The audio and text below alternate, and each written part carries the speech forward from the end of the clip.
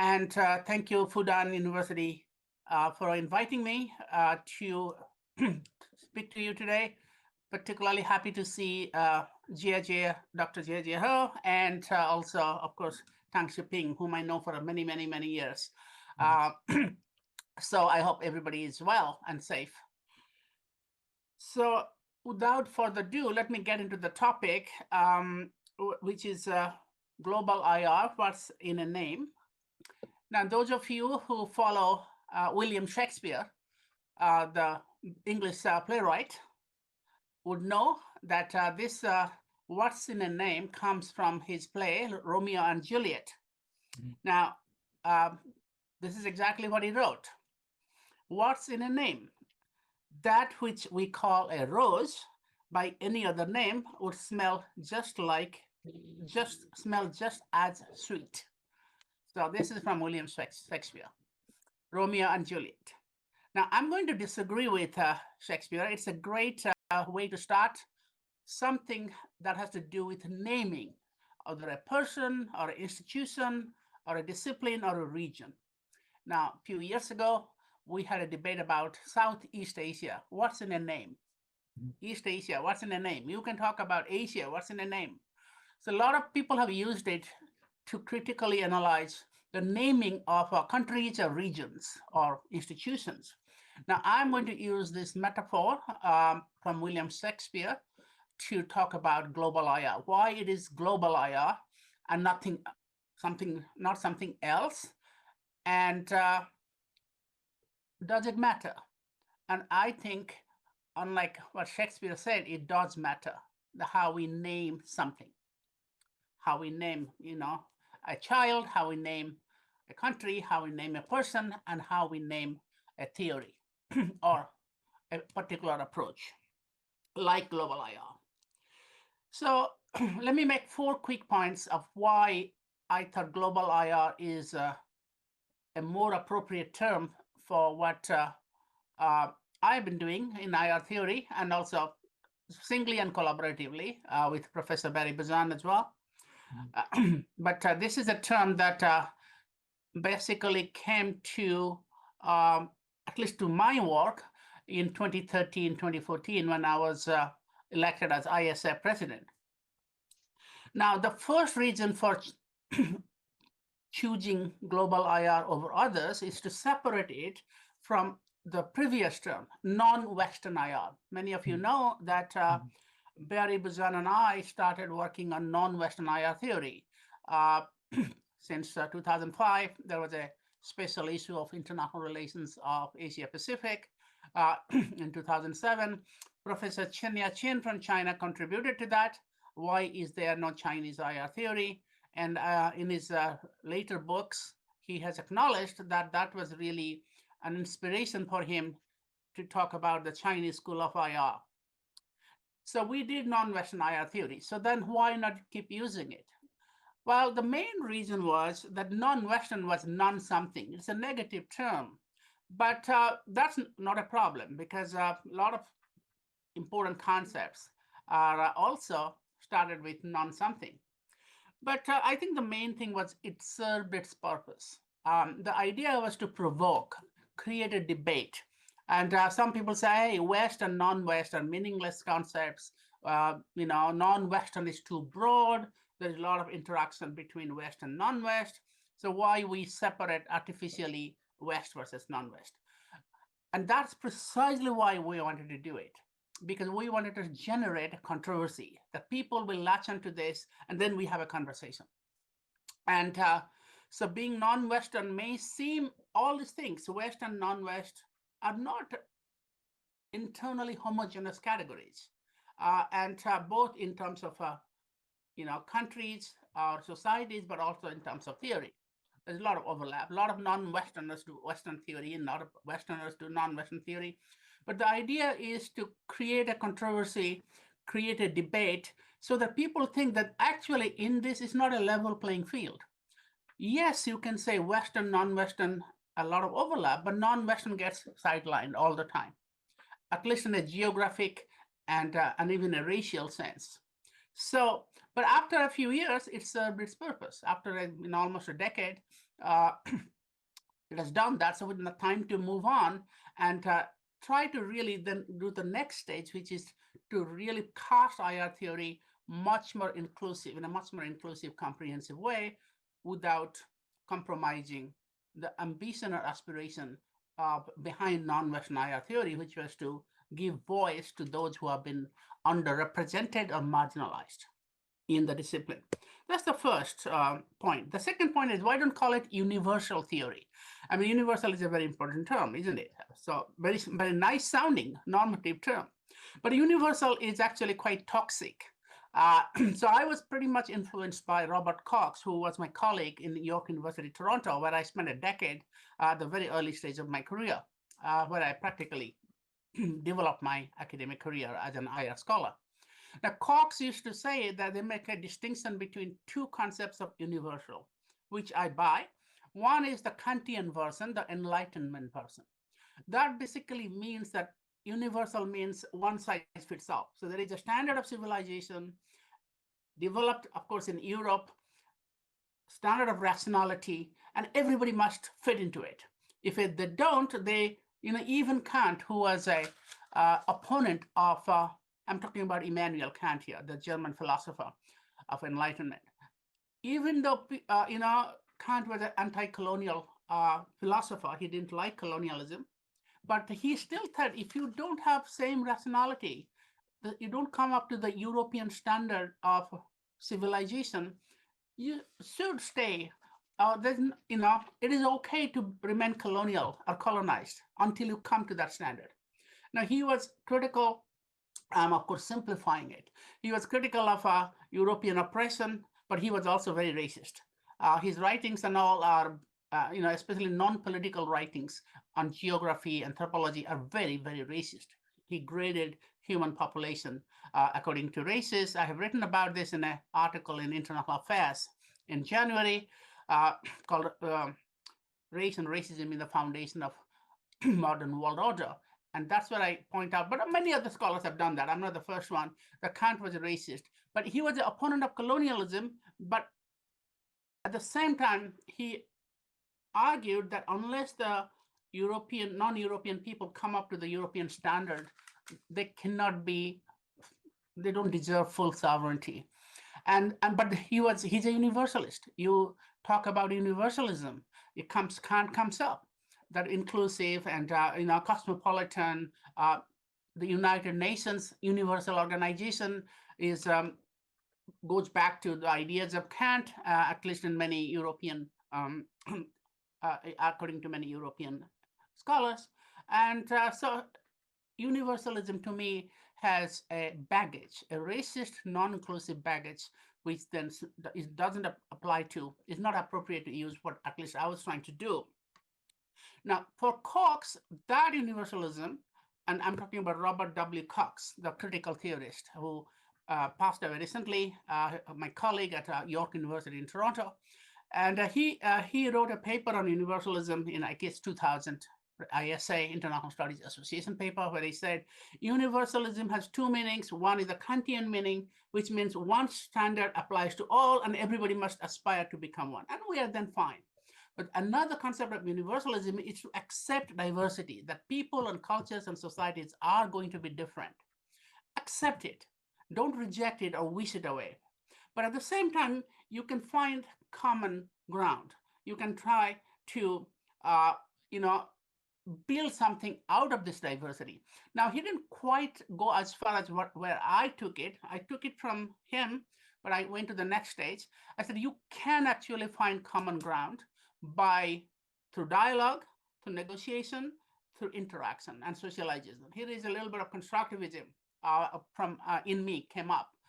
So acknowledge diversity, respect diversity. That's what Cox said. But I took it to the next stage, that then try to find common ground, which is possible, which Cox did not really deal with so much. But I actually focused on that part, that you can develop a common ground despite, it's not going to be totally same. So it's not going to be like the homogeneous world of a global village, that everybody eats the same, everybody dresses the same. that is, utopia. That's never going to happen. The idea of a global village never materialized. There's no end of history where everybody speaks and buys the same ideology. But it still can negotiate a common position to build certain amount of cooperation, certain amount of common ground. And that is the meaning of universalism. I call it pluralistic universalism that I developed. So the first one, the Kantian universalism, is a particular, a monistic, singular universalism of one culture applied to everybody else. The second concept, which the Coxian developed further by me, was pluralistic universalism, which is that you respect, acknowledge diversity, but try to find a common ground. Now, that's what global IR is about. That's why I didn't want to call it universal IR, call it global IR. The third reason is about to distinguish it from other theories of IR, which are already there and making some similar claims. Like the one that comes closest is postcolonialism. You all know about postcolonialism. There is also feminism. There is critical IR theory, like postmodern, post-structural IR. There's plenty of dissident theories. We call it dissident because they challenged from the 70s onwards to the dominance of realism, liberalism, and later constructivism. Now they are good, and we global IR draws on them. Barry and I discuss this in our book and also in many of my writings, that we actually respect and draw upon both postcolonialism and critical IR, especially postcolonialism. But the problem is they are kind of they either focus on particular identities or particular epistemologies. So postcolonialism talks a lot about, well, mostly about the ex-colonial or colonial nations and their experiences, which is very important. The vast majority of the people on Earth were either colonized or semi-colonized.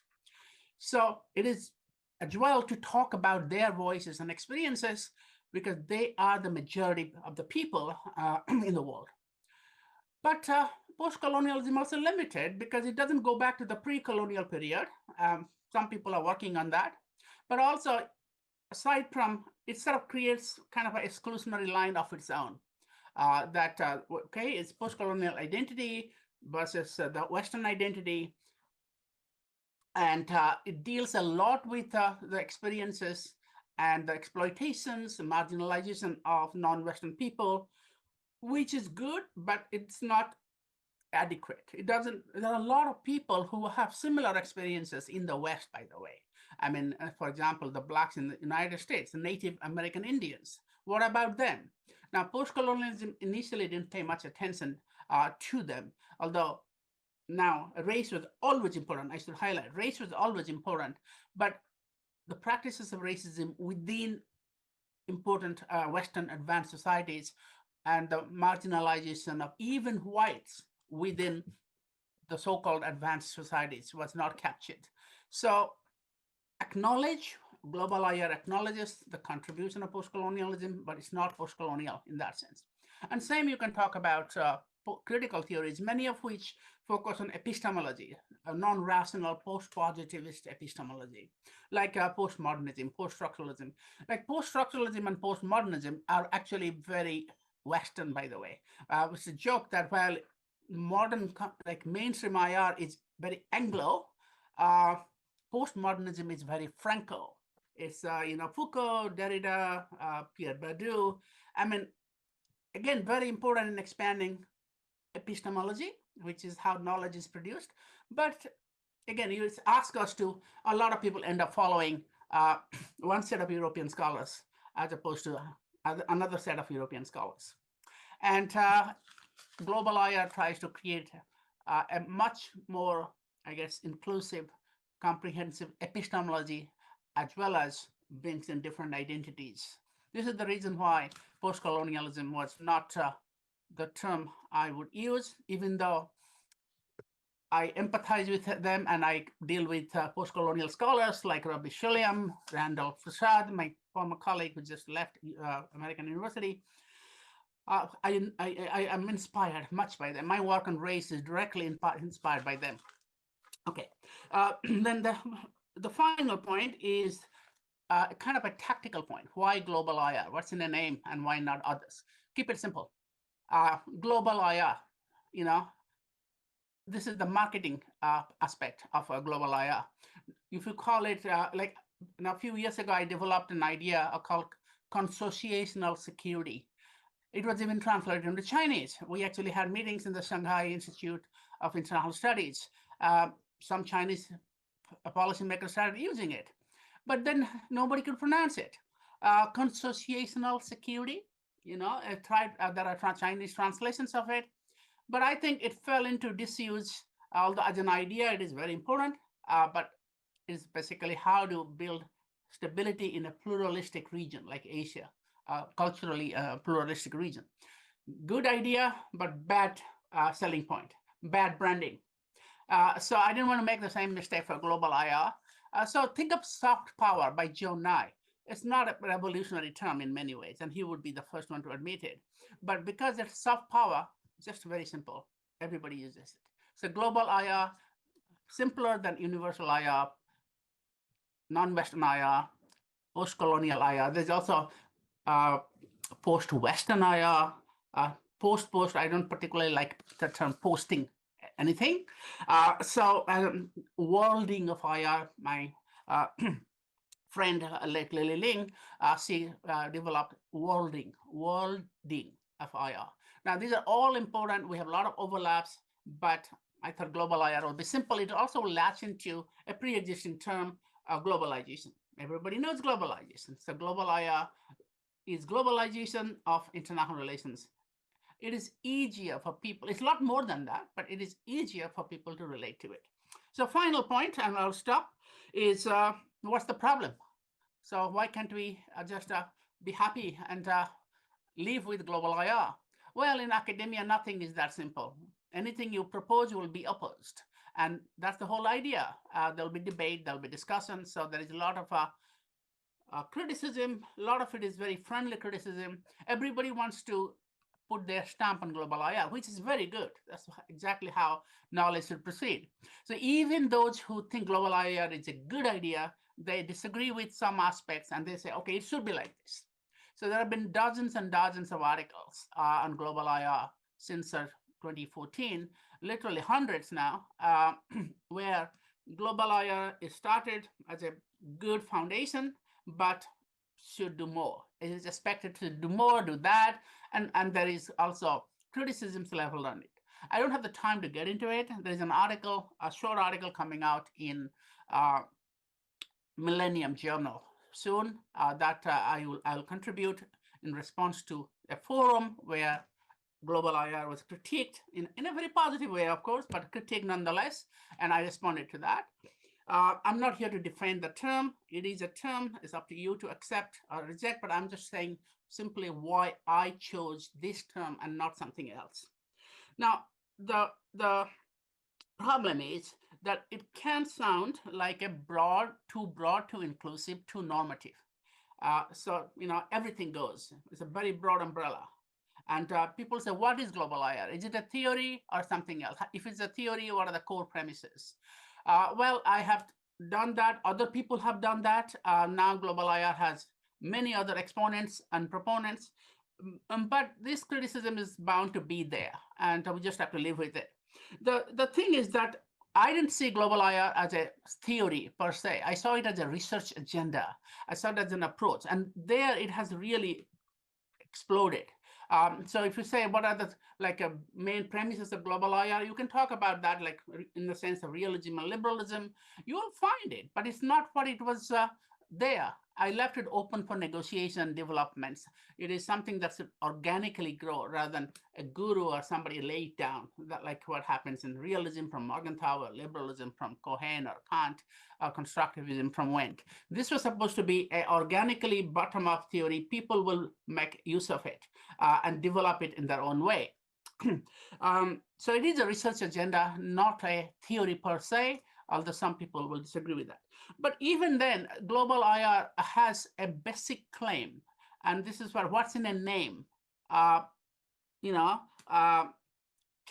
something else do global IR?